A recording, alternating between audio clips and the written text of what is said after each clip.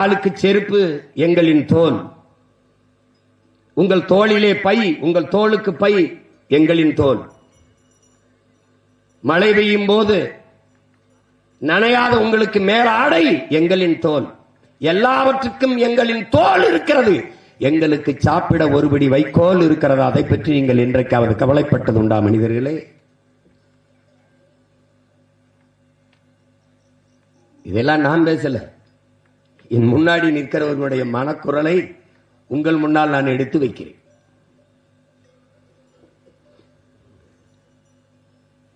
பிரேசில்ங்கிற ஒரு நாடு 2 கோடி ஹெக்டேரில் மேய்ச்சல் நிலம் வைத்திருக்கிறது.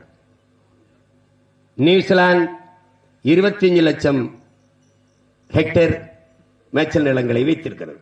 ஆஸ்திரேலியா 3.5 கோடி ஹெக்டேர் விளைநிலங்களை வைத்திருக்கிறது. கென்யா ஒரு சின்ன நாடு 1 கோடி ஹெக்டேர் விளைநிலங்களை வைத்திருக்கிறது, மேய்ச்சல் நிலங்களை வைத்திருக்கிறது.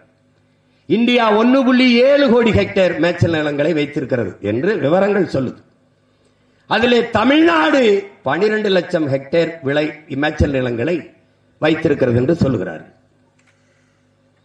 அது குறிப்பாக கிருஷ்ணகிரி, தருமபுரி, சேலம், நாமக்கல், நீலகிரி இங்கெல்லாம் மேய்ச்சல் நிலங்கள் இருப்பதாக கணக்கிலே சொல்கிறார்கள். கிருஷ்ணகிரி தருமபுரியிலே 3 லட்சம் ஹெக்டேர், நீலகிரியில் 1 லட்சம் ஹெக்டேர், திருவண்ணாமலையில் 1.5 லட்சம் ஹெக்டேர் மேய்ச்சல் நிலங்கள் இருக்கிறதாக சொல்லுகிறார்கள். இருக்கிறதா என்ற கேள்வியை நீங்களே எழுப்பி பாருங்கள். 12 லட்சம் ஹெக்டேரிலே எல்லா நிலங்களையும் மேய்ச்சல் நிலங்களையும் ஆக்கிரமித்து தொழிற்சாலை கட்டுகிறோம், விண்ணூர்தி நிலையம் கட்டுகிறோம், பேருந்து நிலையம் கட்டுகிறோம் என்று வீட்டு மனைகளாக விளைநிலங்களையும் மேய்ச்சல் நிலங்களையும் பறித்து எல்லாவற்றையும் அபகரித்துக் கொண்டார்கள்.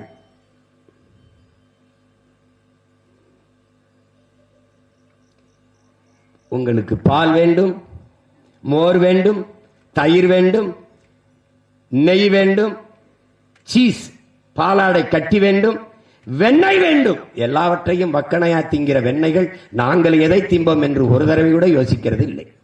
மேய்ச்சல் பெரம்போக்கு என்று பல லட்சக்கணக்கான ஏக்கர் நிலங்கள் இருந்தது. அத்தனை புறம்போக்குகளையும் இந்த புறம்போக்குகள் திருடிக் கொண்டதால் நாங்கள் இன்றைக்கு சுவரிலே ஒட்டுகிற சுவரொட்டியை திங்க வேண்டிய நிலைமை, போஸ்டரை திங்க வேண்டிய நிலைமை, நெகிழி, குளைமம்